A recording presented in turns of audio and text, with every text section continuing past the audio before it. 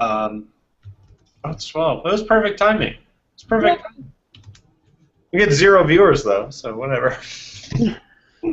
Whatever. I'm sure they're coming. Yes. Well, this is for the playback. Yeah, this is pre-gaming it. Pre-gaming it. Oh, stretch it. Oh, stretch it the other way. All right. You want to get started? I do. 'Cause I'm excited about today's article and my beer. So we got a couple things going on. I'm kind of excited about my beer too. Okay. All right. So we'll get started. I'm looking up your intro for the week. Stop it. Be nice. All right. Some of these are. I have like a whole list. And Percocet Patty. I already said that one. I got. Yeah. All right. Hello, everybody, and welcome to this week's SEO and IPAs. It's the fun weekly hangout and soon-to-be podcast about inbound marketing, entrepreneurship, and more. As always, I'm Daniel Barrett from Two Friendly Nerds. It's TWOFriendlyNerds.com, the world's friendliest web design and marketing company. And with me, as always, is officially the only reason that anyone watches this show. Pat SEO from reinventinteractive.com. That's reinventinteractive.com. Patty, how are you, my wonderful friend? I'm terrific, Dan. I'm terrific. It's June. Everything's glorious. The weather's great.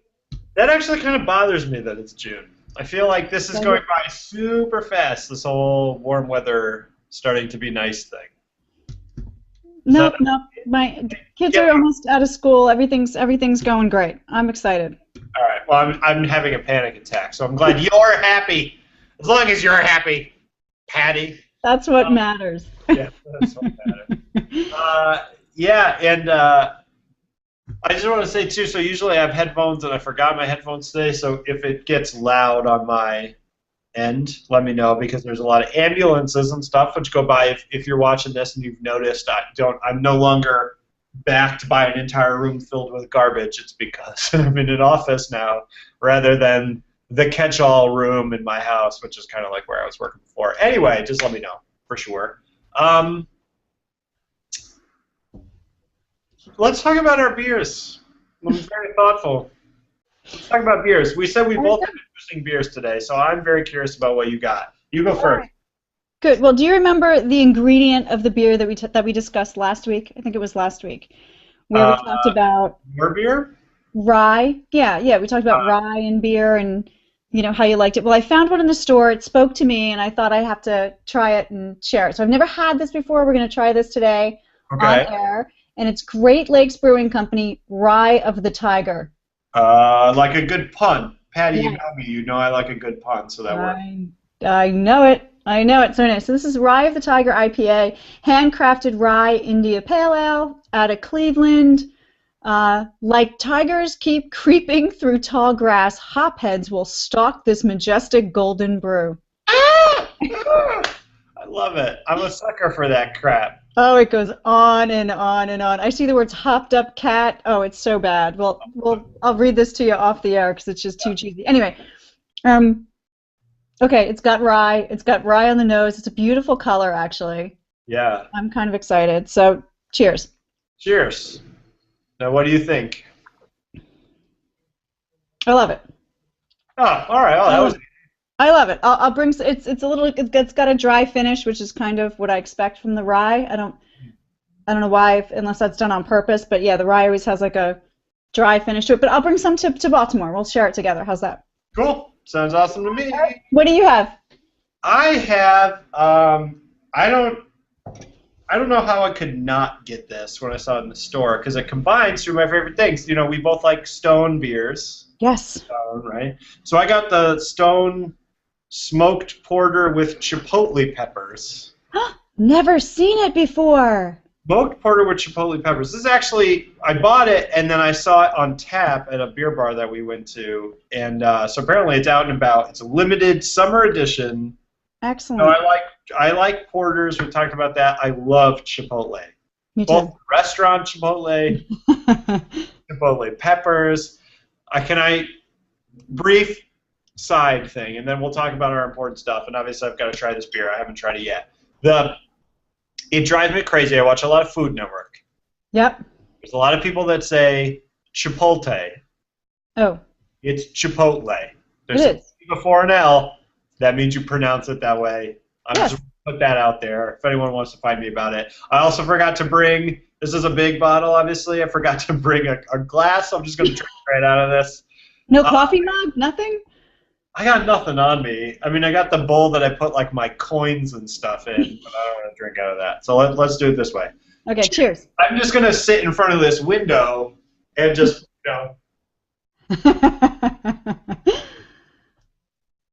Ooh, wow.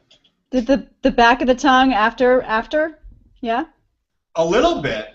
You really, it's like chipotle peppers I really like because they have that really smoky kind of flavor to it. And it's really got, right when you drink it, right, it's got that consistency of a porter or whatever, but it's got that smoky chipotle flavor right off the bat. And then there's a little bit of spice. I still got it now. I mean, it's not like spicy, but I still got that back there. So that's really interesting. I don't know how I feel about it. I'm really glad that I tried it. Good. You know what I mean? Yeah. I don't know how much of this you could really drink, but I think that's kind of not what they're going for, right? It's like interesting. So that was really cool. So yeah, Stone smoked porter with chipotle peppers. Good. You know what it might be good to do is use that in a chili, like make. Yeah, cook with it. I could definitely cook with it. Yeah, I'd cook with it. I'm not sure how nice it would play with food, but maybe something big and bold and spicy, at least. Yeah, maybe like a burrito or something. Yeah. Kind of like it's a dinner beer. By the way, so our friend Steve McCready says, "Thanks, Patty. Now I'm gonna have that damn song in my head all day." I forgot what song. Oh, Eye of the Tiger. Oh, Eye of the Tiger. There you go. All right. And yeah. So that actually, and there are these little flies around me. And you see me doing this. I'm like, where are these little flies coming from? And so Steve, just so everyone knows, if you're watching this live, you can post your questions on Google+. We'll see it in the app, and we'll be able to answer your question on air. So thanks, Steve, for interacting. So let's talk about this week's article because this is huge, and I actually thought that this is something I'm actually working on for some of my clients. So something I really wanted to talk about. Me too. As always, if you're watching this live, you can get the link to this week's article right on the Google Plus page or the events page there, or you can go to twofriendlynerds.com/hangout. It's twofriendlynerds.com/hangout, where you'll be able to get the link to this week's article as well as check out all our past episodes.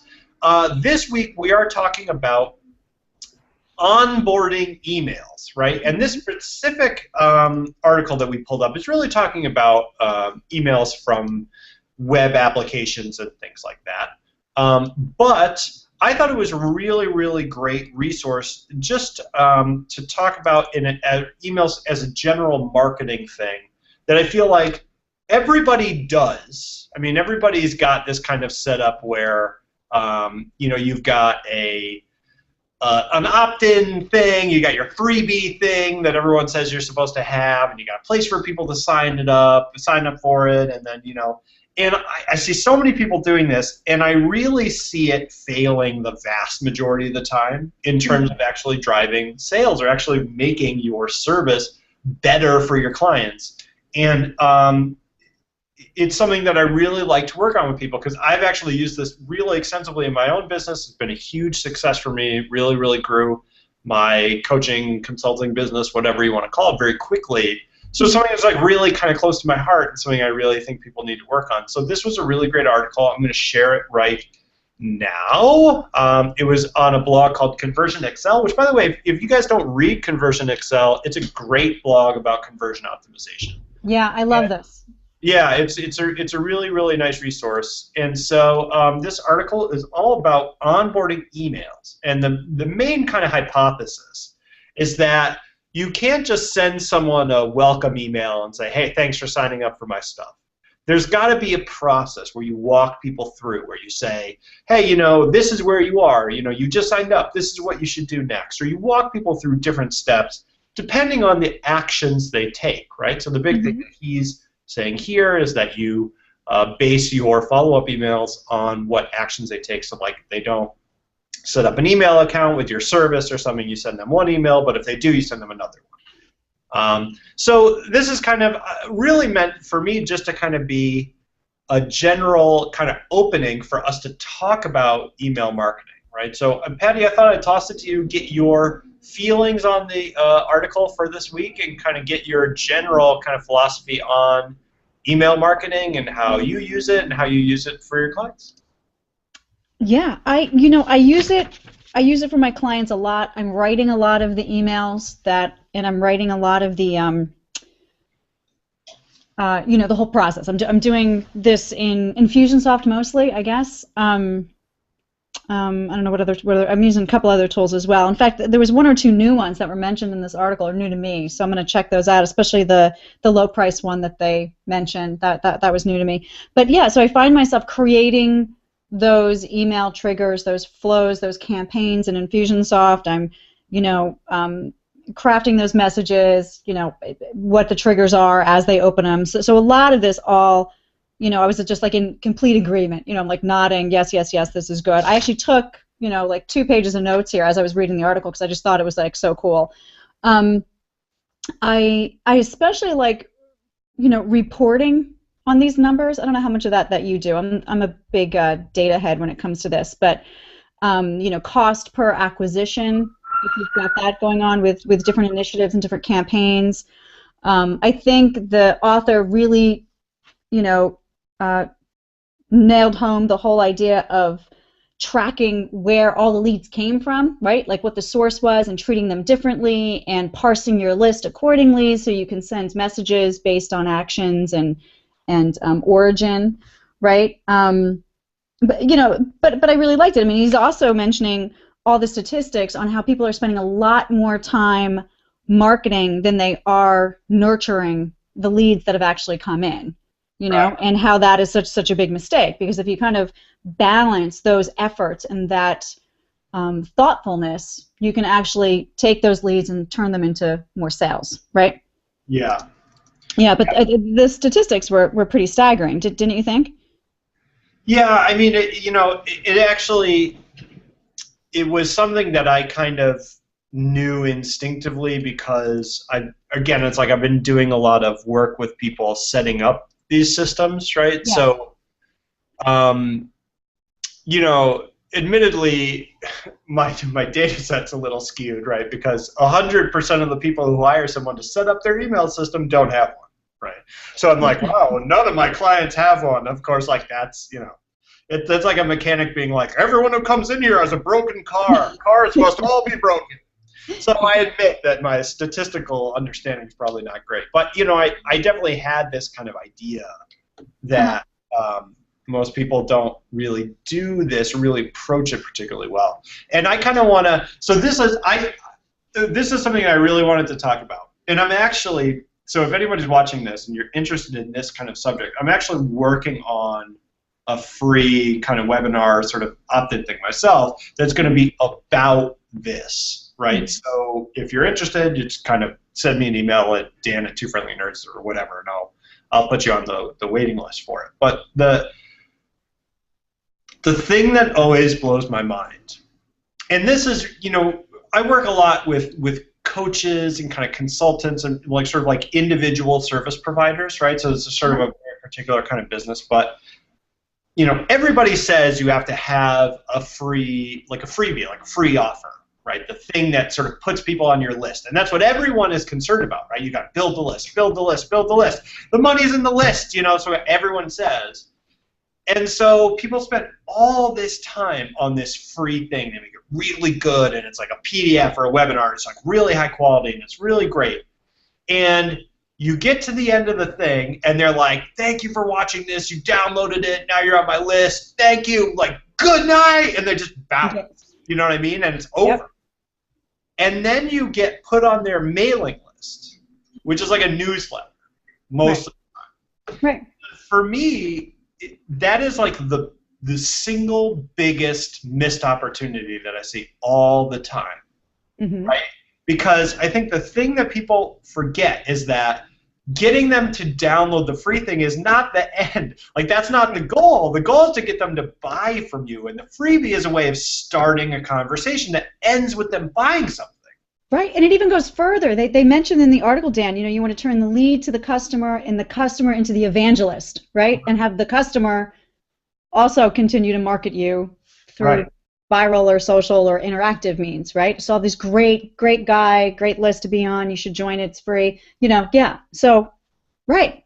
Yeah, and it's like, it's a really simple thing. I mean, we're talking here about email follow-ups, which are incredibly powerful and you can use in so many ways. Mm-hmm. But even if you don't want to do that, let's say you don't want to sign up for Infusionsoft, you don't want to do whatever, even something in MailChimp, the simplest possible thing. Mm-hmm. If just at the end of your free thing you say, and by the way, if you want to hire me, please hire me. Here's how you hire me, right? Mm-hmm. Just a call to action within that call to action. It's such a transformative thing, right? Because I think we get so wrapped up in this idea of people downloading our free thing and like getting on the list because the money's in the list, and then email the list and they're all going to buy from me. But I don't know about you. I mean, I'm on like 30,000 mailing lists. I don't buy anything from anybody, right? I buy people that I have relationships with that they've built over time, and only part of that is an email. You can do a lot of it over email. Mm-hmm. A lot of it is like, you get like a little personal email. It's not because I'm reading their newsletters. It's because I got an email that was relevant to me about something that I particularly was interested in. Right. And so, I mean, I'm really out to kind of put this out there, and I really want to fundamentally change the way people think about, because I build websites, and that's a big part of my company, right? And everybody's like, well, I got to have an opt-in form. I got to have an opt-in form. And I'm like, what happens after they opt in? What happens when they opt in? They go into a void where nothing ever happens, and you talk to them like once a month. And to me, that's just not enough. You know what I'm saying? Right. And not only that, it's not just the quantity, right? It's, I have clients that are like, I need a list. I'm told I should have a list of, 1,200 people by now, and a lot of that is just arbitrary. It's the quality of the list. It's how they got there, how engaged they are, how they respond, whether they open it and click through, whether they opt out. It just it really is like a mind shift. Right, and what you say to them, right? Right. It's like, and I always say, like, you could build a huge business without a mailing list. You don't need a mailing list, right? What you need is a way of getting leads and then converting those leads into sales. You could do that all on the phone. You never have to touch your computer again unless you want to. Right. So I think we get into these like weird marketing truisms where it's like, you gotta have the free thing, you gotta put them on the list, but it's like the list is just a tool. It's what you say. So let's talk about. I'll tell you right here, like one of my favorite ways to do this. And, like when people opt in, for me, I have an opt-in. It's called Traffic School. I actually talked about it on here once when you were gone one week, and that was like our lowest ever recorded viewership. Stop it. And so I was just like, it was so funny. Like I was like doing it alone, and like I would talk, and there'd be like an echo, and I'd be like, "Hey everybody, hey everybody, hey everybody." Tumbleweeds would blow across the screen, and I'd be like, "I didn't have Google." That would be awesome, by the way. If you had no viewers, they would just blow tumbleweeds across the screen, like on your hangout. Anyway. So, I've got it up, and it's a really, I think, super high quality webinar. I spent a ton of time on it. It's like an hour long. It's like really in depth. Yeah. But the whole last 10 minutes are about telling people what I do, who I work with, and how I want them to continue to work with me. Right? So, like I say, I work with this kind of business owner. I'm looking for people that are looking to do this goal. And if you want to do this, then you need to apply to talk to me. So again, I'm saying like, these are the steps you need to go through, being very, very explicit. But then after that, I also follow up with them with like 5 pieces of additional information, each of which are also super high quality, each of which also have the thing where it's like, by the way, this is who I work with, this is how I want you to work with me, this is what you should do next. Yep. Like I have all these, and then, they get put on my mailing list, which I never mail. I never mail my mailing list. Like once a year, I'm like, hey everybody, what's up? You know what I mean? Like because I am able to get busy enough just with people who convert from like the first 2 emails, right? Because I actually tell them that I want them to do that, right? I have a very clear path that you go through. So for me, it's like that's a pattern I use over and over and over and over again. And it works for any subject, any industry, any whatever. Because it's like, here's a bunch of content, here's how you work with me. Here's a bunch of content, here's how you work with me. That's all it is. But the whole key is like there's that second step where you actually say, please do X. You know, like I'm on screen like holding out my hands being like, give me your money, please. Yes. And I think some of it's fear. Mm-hmm. You don't want to be salesy. Yeah. Like I don't even like that word. I don't like the word. I feel like everyone says that, like salesy, but I'm like, people just don't want to be jerks. Right. You know? Right. So they don't want to feel like they're shaking people down. But if you don't ask for money, no one's ever going to give it to you. I feel. Do you feel that way, or am I like? No, absolutely. And the more that you sort of spell out, and granted, the idea is to have different kind of offers to make at the right time to the right group, right? So if people are joining to talk to, traffic school, then, in theory, you're tagging them that they came in through the traffic school lead gen, right? You can then follow up with them as you get more offers that are specific to lead generation or creating traffic, right? Hey, you liked the last one? I bet you'll like this too. Check it out. It's free, you know?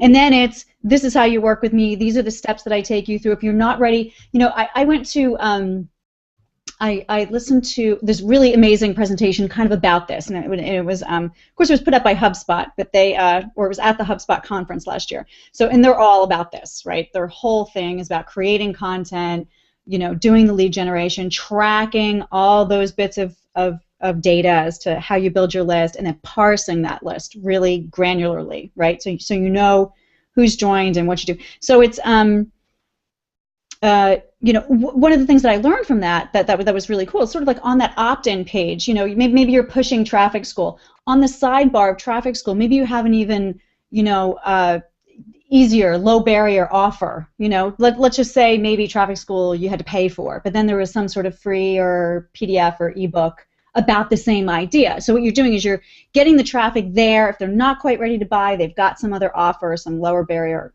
to entry offer to kind of opt in on, So it's kind of meeting them where they are, meeting them at that cycle that makes sense, presenting the right offers to the right group, not presenting the wrong offer to the wrong group, because that's just going to get you opt-outs. Not being afraid of opt-outs either. That's a conversation that I have with my clients. I've met with people that are like, yeah, I'm afraid.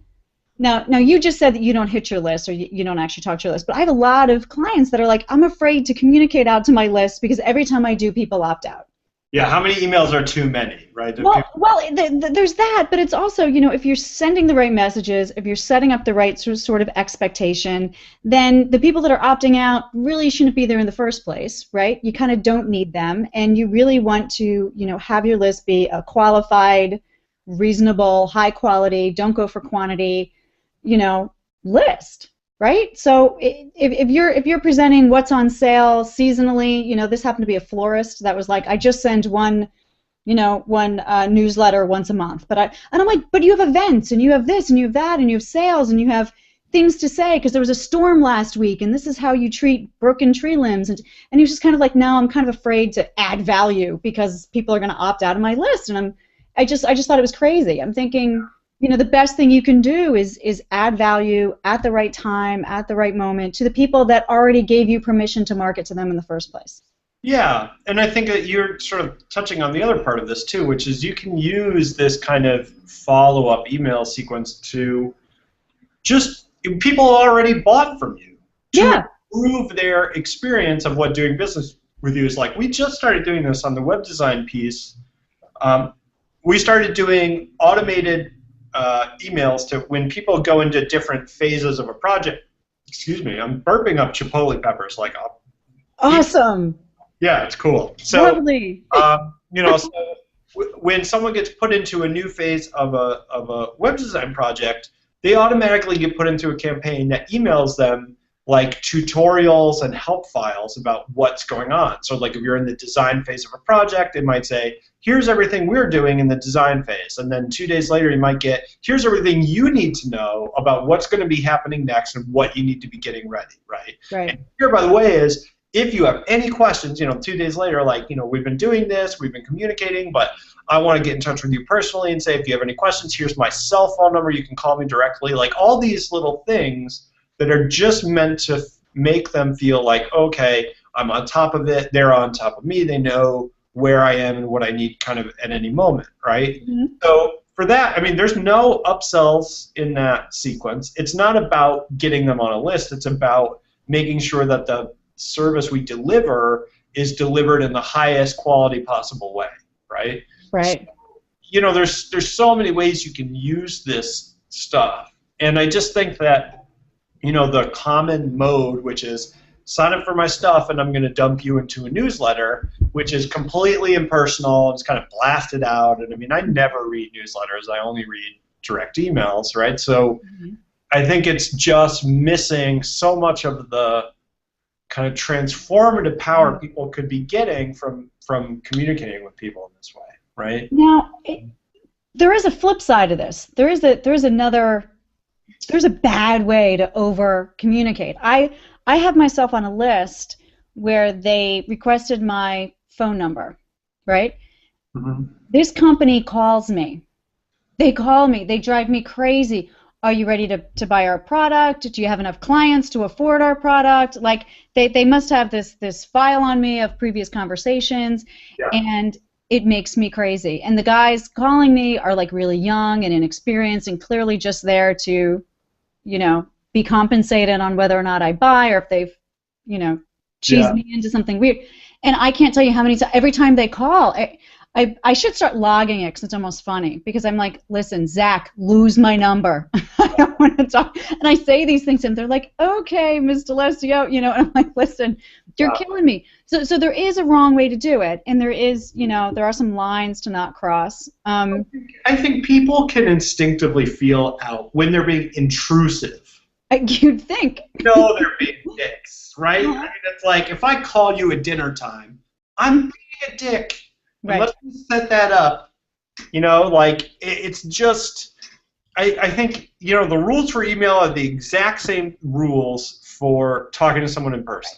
Right? It's being human, right? We're all supposed to, it's the whole inbound, be human, be reasonable. We all know what we don't like to be messaged and sold hard to, those hard sell conversations. So it's, some of it is, you're right, it's like your impression, your instinction about how to talk from a human to a human, and then there's the pleasure of setting this up, Dan, right? Setting up all of these, and we're talking about autoresponders. We didn't really give it a name, but that's really what this is. It's one of these content management systems that allows you to pull in leads from opt-ins and then based on triggers or actions have it launch, sort of different emails and messages and taggings and, whatever your system allows to do. But, if you invest enough in one of these systems that allows that functionality, you can kind of set that up once, and then it's like hands off. Then your marketing system, right, is working for you, and it shouldn't take terribly too much of your time besides setting that up. And then there's just all the new initiatives and new tagging and new, right? Yeah, absolutely. Like it's so worth getting right. It's so worth hiring professionals like us to get that right for you or train you. I'm glad you said that, Patty, because I've got a new offer that I'd like to tell you folks about. For 9 easy payments of $99.99, you'll get my triple nines on the nines, 99 red Luft balloons. Yes. Oh, good one. Anniversary, something, SEO, marketing, web design, emails, funnels, conversions. Right. Okay. That's what my sales conversations are really like. I'm like, so I checked your SEO conversion analytics, and your link bait infographic field is slightly off basis with the link farming algorithm SEO conversion optimization email automated funnel, and I'd like you to pay me somewhere in the neighborhood of $10,000 a month. Right. To sit in my mother's basement in my pajamas. Anyway, don't do that. Oh, wait. We have a question from Denise. Hi, Denise. Okay, cool. Can you do a show? Oh, yeah, go for it. Can you do a show about how to set up tags or point me to an article? That's going to depend on what system you're in. We could do that for Infusionsoft, of course, but it's going to be different depending on what software you're using, Denise, so it's really just going to depend. Yeah. Yeah. Greg Yates says he wants 2. I'm assuming of my amazing pitch there. Hi, Greg. Can't wait to see you in Baltimore. Yeah, Greg, in Baltimore. The other thing about Denise, what we could do is generically speak to the type of things that you want to kind of tag and, granularly break up your list for, right? So it's, just briefly, have they bought from you? What is it? Where did they come from? So under what sort of either campaign or product did they join the list on? I tag all kinds of interesting things. So if I have a client that has many, many opt-ins. So there's a light box, there's the home page, there's the about page, there's the contact form, and I tag each one of those differently just so I can see what's performing best. You also want to tag what, Dan? If you know what type of lead they are, for example, I'm targeting both patients and doctors for one of my clients, so clearly I want to be able to speak to them differently. Yeah. One fact is I want to call them doctor, insert last name here on the email. But you want to kind of send them different offers and check up on them differently and speak to them differently. But yeah. So that might help you, Denise. It really depends on the product that you're working with. It'd be hard to kind of do that, right? Yeah, and I use tags kind of in a different way because I have different campaigns for different opt-ins and stuff. So I can see kind of what campaigns they've been through. So I don't really need tags for that. I actually use tags for behavior. So if they click on if they click on a certain link, it's not a conversion link or whatever. It's not a sales link. I'll be like went to website or something like that. Something behavioral.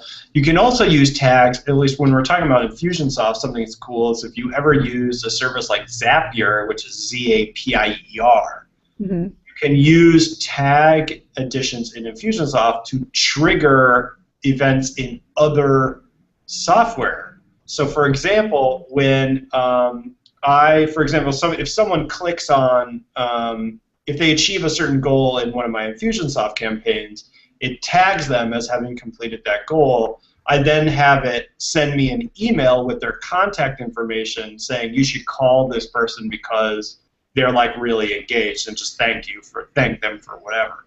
Or if they fill out a certain form, they get tagged a certain way, all their contact information gets synced to my Evernote because I know we're going to be talking soon or something like that. So that's kind of like a fun, that's not really like built in, but it's something fun that you can hack together, which is pretty cool. Dan, you and your auto-magically write a freaking book, will you? I love auto-magic stuff. I love it. You're like the king here. I just love it. It's so much fun. All right, so we gotta go. It's 12:33. You guys are awesome. This is a good crowd today. So everybody, as always, thank you so much for watching SEO and IPAs. If you missed part of this week's episode or you want to check out any of our past episodes, you can look for SEO and IPA in YouTube, or you can go to twofriendlynerds.com/hangout. That's twofriendlynerds.com/hangout to see links to our past episodes. You can also get that on the Two Friendly Nerds blog. Patty, thank you as always. You are a wonder and a darling and a genius, and I appreciate your help so much. And to everybody else, thank you guys so much. You guys are awesome as always. And remember, please Optimize responsibly. Optimize responsibly. Cheers. There you go. There should be a song like optimize responsibly. If you don't, you will get arrested. No. We'll workshop it. Thank you, everybody, so much. We will see you next week, Wednesday at noon Eastern Standard Time. And Bye, Dan. Bye, guys. See you later.